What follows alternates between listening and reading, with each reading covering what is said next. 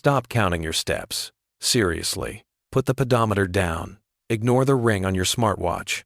Because if you are relying on 10,000 steps to save your life or melt your belly fat, you are playing a game that your biology was designed to lose. We have been sold a comfortable lie. The lie is that movement equals progress. The lie is that a calorie burned walking through the grocery store is the same as a calorie burned with intention. It is not. You see, the human body is the most efficient survival machine on the planet.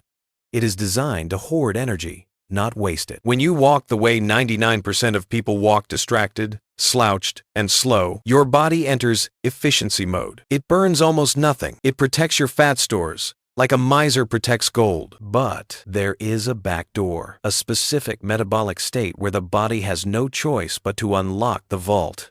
Today, we aren't just going to talk about walking. We are going to talk about metabolic flux. We are going to dismantle the 10,000-step myth and replace it with a protocol based on the latest science in mitochondrial density and lipid oxidation. If you are tired of putting in the miles and seeing zero change in the mirror, this is the missing manual you never received. Welcome back to the channel. If you are ready to stop moving blindly and start training your biology, make sure you hit that subscribe RealLogic Science and turn on notifications. We don't do trends here, we do science. Let's get into it. To understand why your daily walk isn't working, you have to understand the hybrid engine concept. Your body is a dual fuel vehicle. Fuel source number 1 is glucose. This is sugar.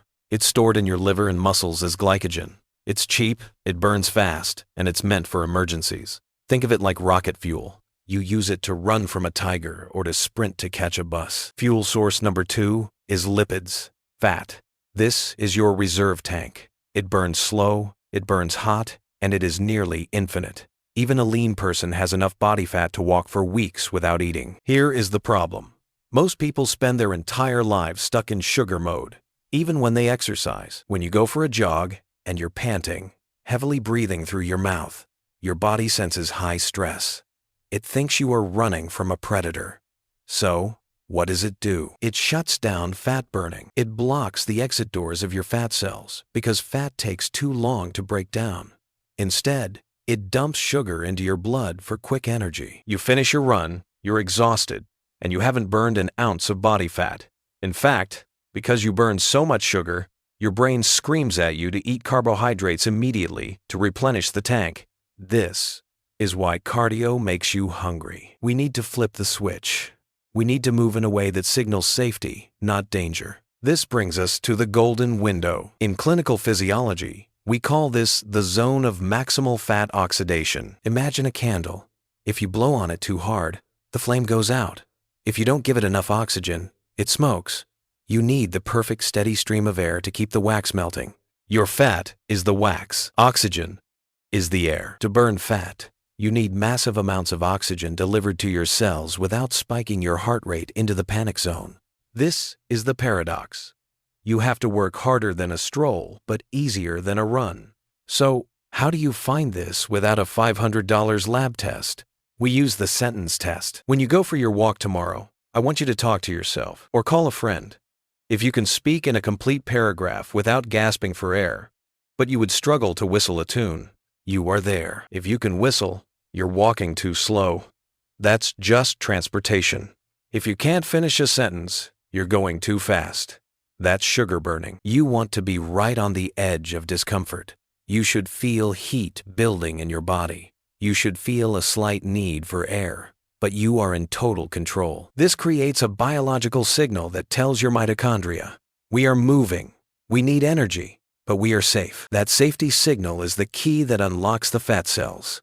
Now, let's upgrade the hardware. The reason you struggle to lose weight isn't just about calories. It's about mitochondrial dysfunction. Mitochondria are the power plants inside your cells. They are the furnaces that burn the fat. Sedentary people have weak, tiny, effortless mitochondria. Athletes have dense, robust mitochondria. Here is the secret. Low intensity, steady state walking in this specific zone triggers a process called mitochondrial biogenesis. You literally grow more furnaces by walking correctly for 45 to 60 minutes. You aren't just burning calories for that hour. You are building a bigger engine. This means that 6 months from now, you will burn more fat while you are sleeping, simply because you have built the machinery to do so. But simply walking at one pace isn't enough for the modern world. We need to accelerate the process. We need Protocol Alpha, the Incline Variance. Biomechanically, flat ground is easy. Your body utilizes elastic recoil, basically, the springiness of your tendons to bounce you forward. It's cheating. To strip off visceral belly fat, the dangerous fat around your organs, we need to remove the bounce. We need dead weight. This is where the incline comes in. You don't need to run. You just need to find a hill or set your treadmill to a 10% or 12% incline. Why? Because walking uphill eliminates the braking force. When you walk on flat ground, every step is a mini brake. When you walk uphill, every step is a concentric contraction. It requires pure muscular force from the glutes and hamstrings. This does two things. 1. It doubles the caloric demand without the impact of running. 2. And this is crucial, it engages the largest muscle groups in the body, the posterior chain. The more muscle mass you engage, the more glucose receptors you activate. Even if you aren't diabetic, think of your muscles as a sponge for blood sugar. The bigger the sponge, the more you soak up. Try this for 20 minutes. Walk at a steep incline, hands off the rails. Never hold the rails. Holding the rails reduces the caloric burn by nearly 30%. Swing your arms. Drive through the heel. You will sweat more in 20 minutes of incline walking than in an hour of flat walking, all while keeping your cortisol low. Now, let's talk about chemistry, specifically the caffeine-cortisol axis. There is a debate. Should you walk fasted, on an empty stomach, or fed? For the mature adult looking to lose fat, fasted is the superior tool, but only if you combine it with the right catalyst. When you wake up, your insulin levels are at rock bottom. This is the perfect environment for fat loss.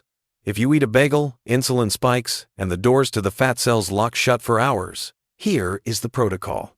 Wake up, hydrate.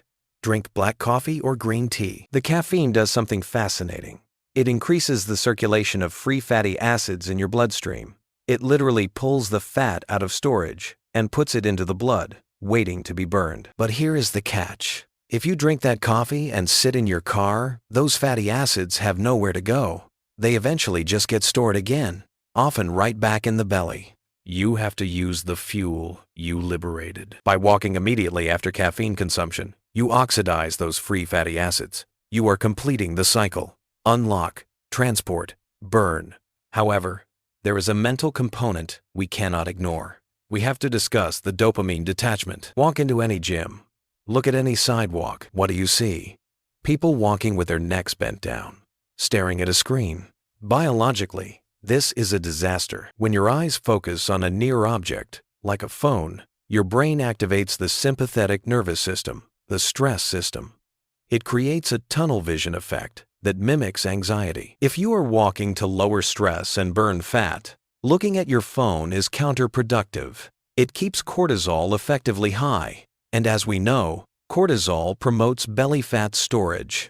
You need optic flow. Optic flow is the visual experience of the world moving past your eyes. When you look at the horizon, or look at the trees passing by in your peripheral vision, it signals the amygdala, the brain's fear center, to calm down. It lowers breathing rates. It lowers cortisol. So, the rule is simple. No screens.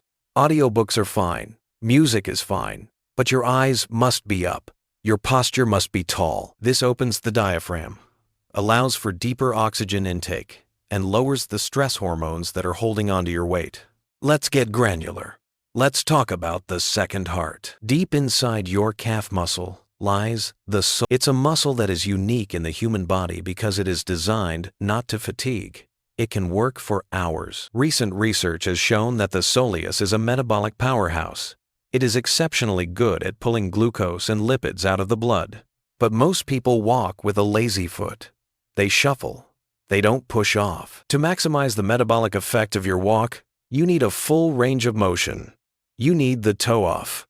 When you step, roll through the entire foot and push off with your big toe. You should feel your calf engage with every step. This pumping action does two things. It activates the soleus for maximum metabolic regulation.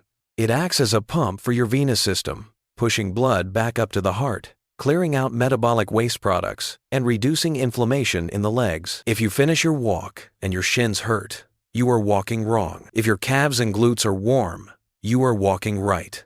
Now, I want to offer an alternative for those who cannot walk in the morning. This is called the glucose disposal protocol. Maybe you have a heavy dinner. Maybe you ate too many carbs. You feel that slump, that food coma. Most people sit on the couch. This is the worst thing you can do. When you sit, your muscles are inactive. The sugar from your meal stays in your blood, raising your insulin, leading to inflammation and fat storage. You only need 10 minutes. Walking for just 10 minutes immediately after a meal creates a sink for that glucose. Your muscles contract and suck up the sugar from the bloodstream without even needing insulin to do it. It is a non-insulin mediated uptake. This flattens your blood sugar curve. It prevents the crash. And if you don't have a massive insulin spike, your body can get back to burning fat much sooner. If you can't do the long morning, 3 short 10-minute walks after breakfast, lunch, and dinner is scientifically superior to one 30-minute walk done at a random time. Timing is biology. So, let's put this all together into a usable blueprint. The metabolic flux routine. Step 1. The timing. Ideally, first thing in the morning, fasted, with caffeine. If not, then immediately after meals. Step 2. The pace. Find the zone where you can talk, but not sing. You are hunting for that metabolic edge. Step 3. The terrain. Get off the flat ground. Find a hill, use an incline, or if you are advanced, wear a weighted vest, rucksack. We need resistance, not just movement. Step 4. The tech. Put the phone away. Get your eyes on the horizon to lower cortisol. Step 5. The engagement. Drive through the toe. Squeeze the glute.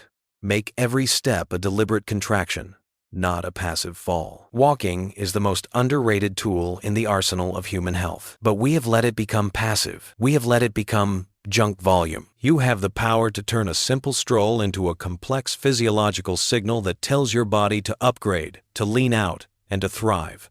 But you have to do it with intention. Don't just walk to get to the destination. Walk to change the machine. If you find value in this deep dive, do not leave without liking this video. It tells the algorithm that people want real science, not just trends. And I want to know in the comments, do you walk in the morning or at night? And have you been making the mistake of holding the rails? Let's talk about it down below.